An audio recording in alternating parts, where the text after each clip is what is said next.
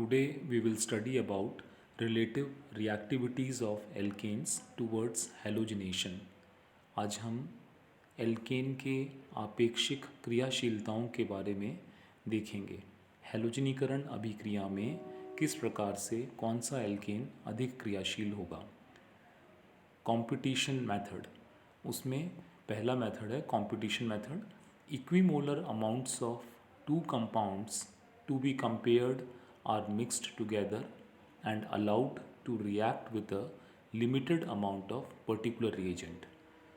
इस विधि में हम दो यौगिक समान मात्रा में लेते हैं, इक्विमोलर रेशियो में लेंगे और उनको लिमिटेड अमाउंट ऑफ रिएजेंट, जैसे मान लीजिए हमें हैलोजनेशन कराना है और हम चाहते हैं मीथेन और इथेन को कंपेयर करना कि कौन ज़्यादा क्रियाशील है। मीथेन और इथेन के इक्विमोलर अमाउंट लिए और उनको क्लोरीन की कम मात्रा के साथ रिएक्ट कराया। Since there is not enough reagent for both compounds the two compete with each other, क्योंकि रिएजेंट की मात्रा कम है अतः उन दोनों यौगिकों में कंपटीशन होगा क्लोरीन के लिए। जो ज़्यादा क्रियाशील होगा वो ज़्यादा क्लोरीन को कंज्यूम कर पाएगा और जो कम क्रियाशील है वो कम क्लोरीन से रिएक्ट कर पाएगा। Analysis of the reaction products shows which compound has consumed more of the reagent and hence is more reactive. और इसमें हम रिएक्शन के उत्पाद को देखेंगे और उससे पता लगाएंगे किस क्रियाकारक ने अधिक रिएजेंट को काम में लिया है, अतः वो अधिक क्रियाशील होगा। जो कंपाउंड ज़्यादा रिएजेंट को कंज्यूम करेगा, इसका मतलब वो कंपाउंड उन दोनों में से ज़्यादा क्रियाशील है और अधिक उत्पाद बना रहा है और रिएजेंट को ज़्यादा कंज्यूम कर रहा है। For example, if equimolar amounts of methane and ethane are allowed to react with a small amount of chlorine, about 400 times as much ethyl chloride as methyl chloride is obtained, showing that ethane is 400 times as reactive as methane. मान लीजिए हम उदाहरण के लिए methane और ethane को equimolar amount में लेते हैं और बहुत कम मात्रा में क्लोरीन के साथ क्रिया करवाते हैं, तो यह देखने में आएगा कि इथाइल क्लोराइड 400 गुना अधिक प्राप्त हो रहा है मिथाइल क्लोराइड की तुलना में। इससे हम ये निष्कर्ष निकाल सकते हैं कि इथेन मीथेन की तुलना में 400 गुना अधिक क्रियाशील है। यहाँ आप देख रहे हैं नीचे, मीथेन का अगर क्लोरीन से रिएक्शन कराया मिथाइल क्लोराइड बना और इथेन का क्लोरीन से रिएक्शन कराने पे लाइट और 25 डिग्री मतलब रूम टेम्परेचर पे इथाइल क्लोराइड 400 गुना अधिक बन रहा है। इससे ये पता लगता है मीथेन और इथेन में से इथेन अधिक क्रियाशील है हैलोजनीकरण अभिक्रियाओं के लिए।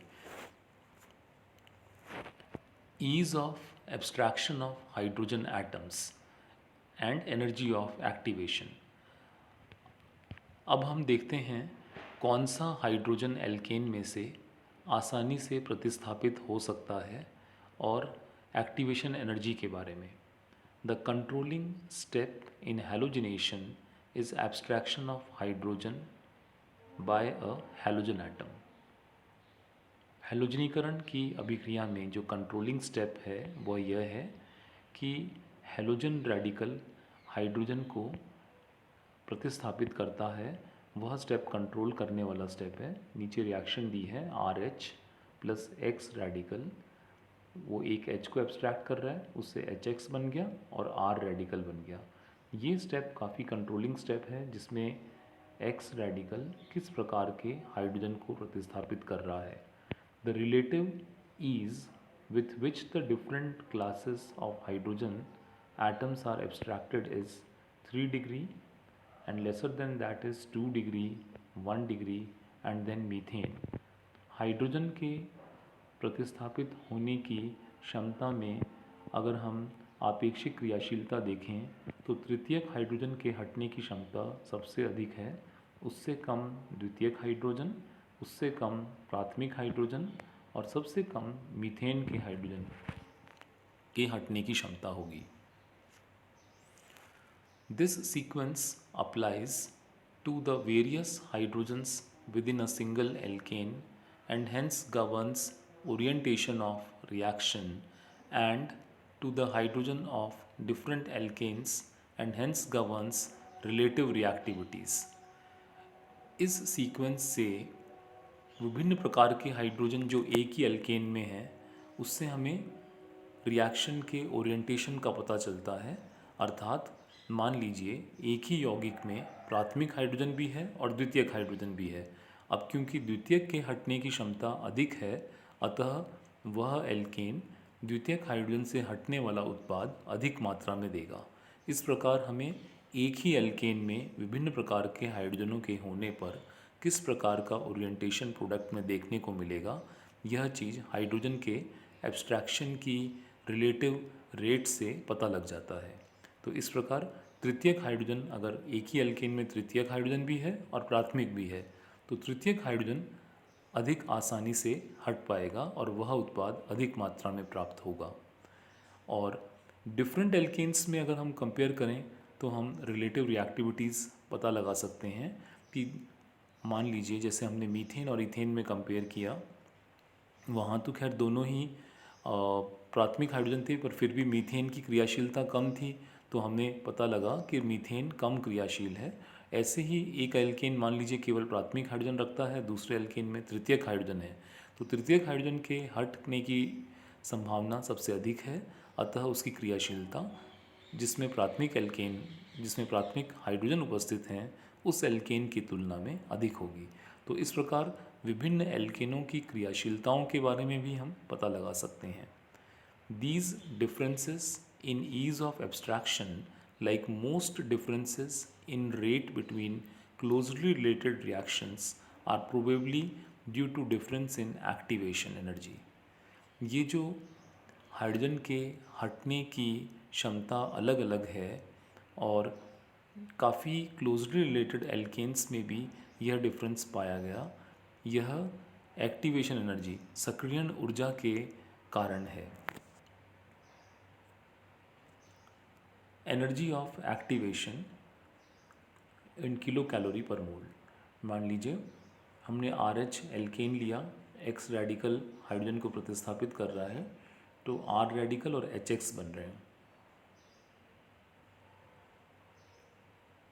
यदि X Cl है तो एक्टिवेशन एनर्जी आप देख रहे हैं प्राथमिक हाइड्रोजन के लिए 1 है और वहीं द्वितीयक हाइड्रोजन के लिए 0.5 है और तृतीयक हाइड्रोजन के लिए केवल 0.1 है। और अगर हम Br लेते हैं तो प्राथमिक हाइड्रोजन के लिए एक्टिवेशन एनर्जी 13 है, सेकेंडरी हाइड्रोजन के हटने के लिए एक्टिवेशन एनर्जी का मान 10 किलो कैलोरी पर मोल होगा और 3 डिग्री हाइड्रोजन के लिए 7.5। तो अपन देखते हैं कि टर्शरी हाइड्रोजन के हटने के लिए एक्टिवेशन एनर्जी कम हो रही है। The increasing rate of reaction along the series methyl 1 degree, 2 degree and 3 degree is paralleled by a decreasing activation energy. इस प्रकार अभिक्रिया की दर तृतीयक हाइड्रोजन के हटने की सबसे अधिक इसलिए है क्योंकि उसमें सक्रियण ऊर्जा का मान सबसे कम है और उससे ज़्यादा दर सेकेंडरी हाइड्रोजन के हटने की है क्योंकि उसमें एक्टिवेशन एनर्जी का मान थोड़ा बढ़ जाता है, इसलिए रिएक्शन की रेट थोड़ी कम हो जाएगी। उससे भी कम रेट है प्राथमिक हाइड्रोजन के हटने की क्योंकि उसमें एक्टिवेशन एनर्जी का मान और अधिक बढ़ जाता है।